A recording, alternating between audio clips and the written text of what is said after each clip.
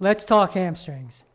We want to change the hamstrings for performance in all our activities, whether we're playing basketball, tennis, cycling, yoga, gardening, going up and down stairs.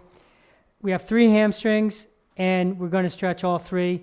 And after each one, we're going to check in and do something to see what changes. So before we do that, because we're going to do our left leg, take a little step forward with your left leg and push back.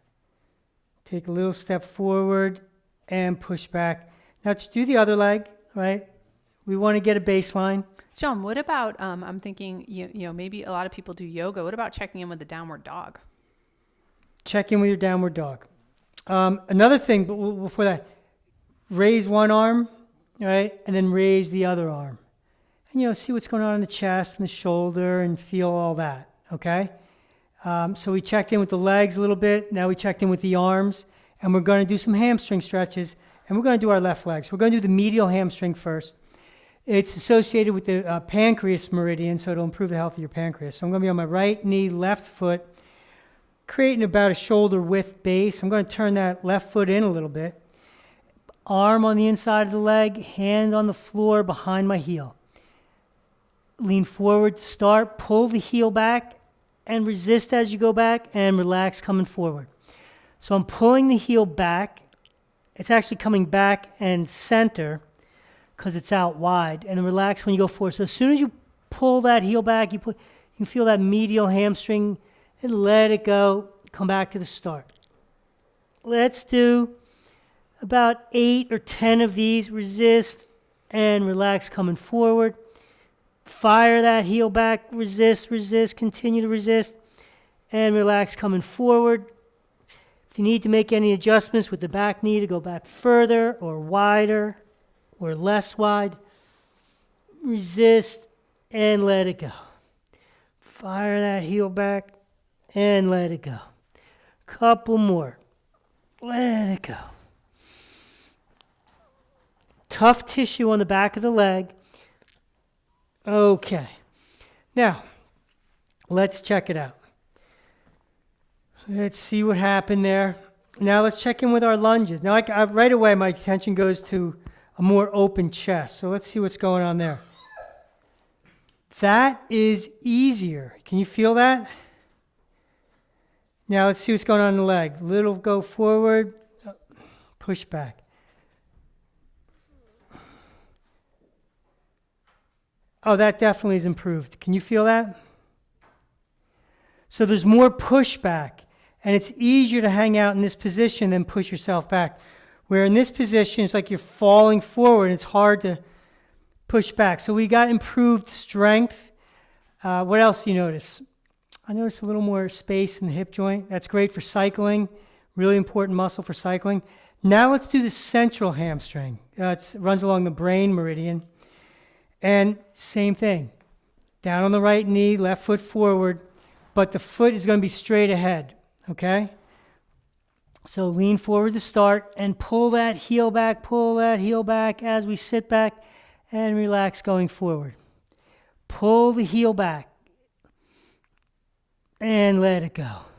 So the resistance, right, pulling the heel back not only engages the muscle that we want to stretch, the fascia is also engaged, and you want to resist and overcome your own resistance. So you can generate as much force as you can,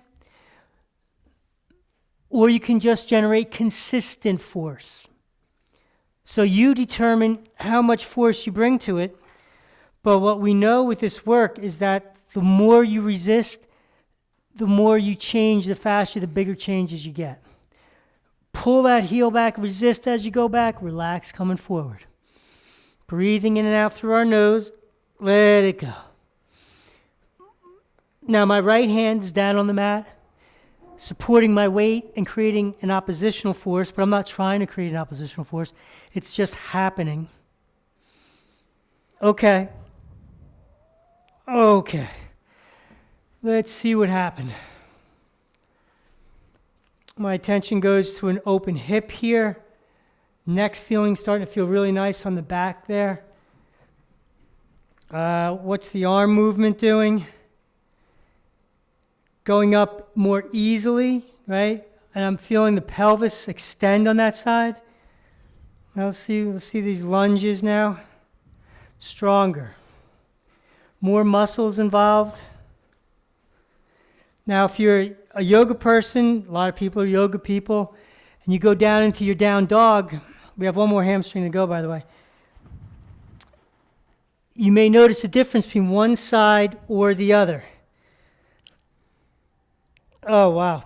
Feels really, really tight on the back of the right leg, the one we have not stretched. I feel space in the left shoulder. There's so much more going on the left side, like I can engage and push, I can engage and pull, and there's not much engagement even in the shoulder and the arm on the right side. So anything you want to try, again, this is one of the primary muscle groups in the body, the hamstrings, that will increase performance, make you faster, stronger, better aligned.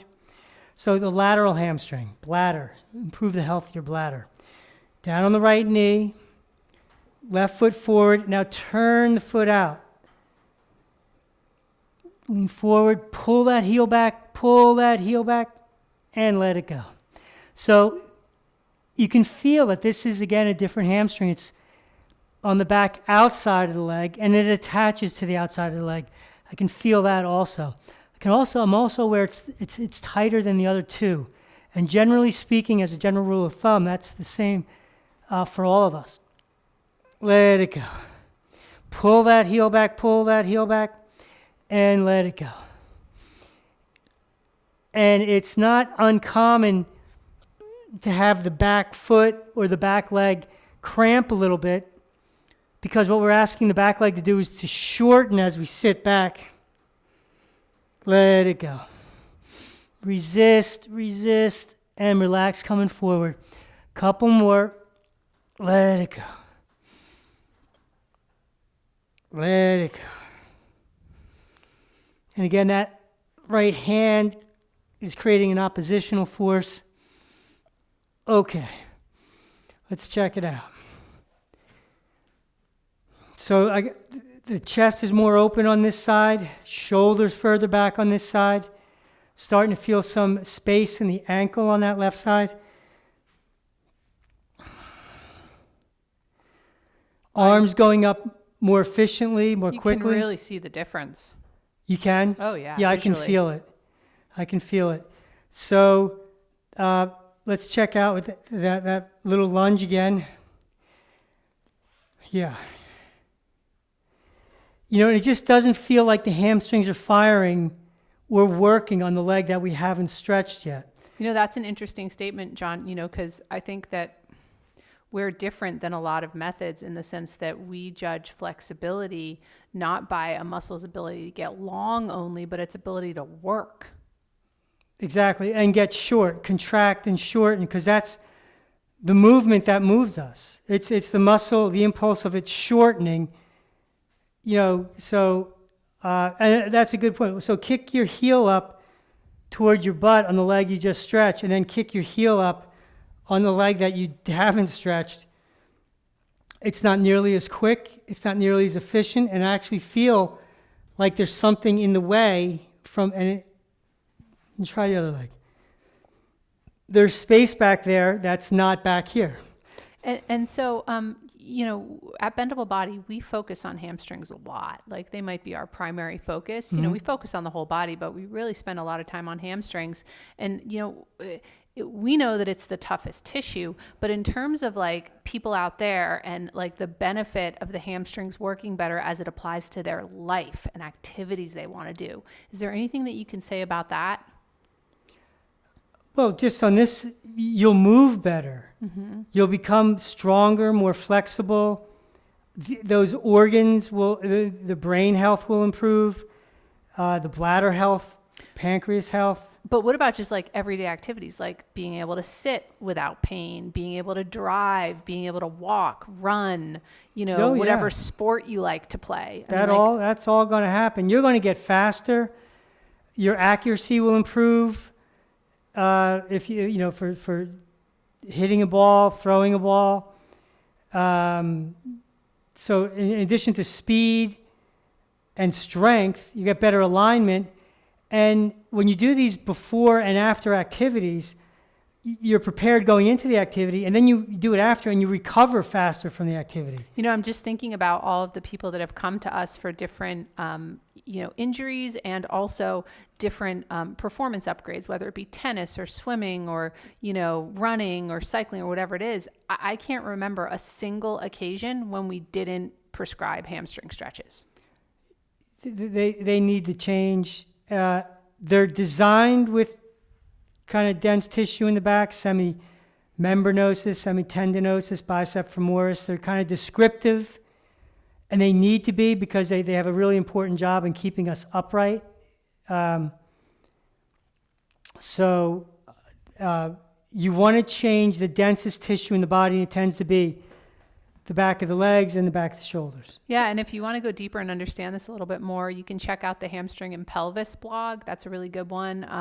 Herniated disc is going to go into the hamstrings. Low back is going to go into the hamstrings. There's a number of them, but those are 3 biggies.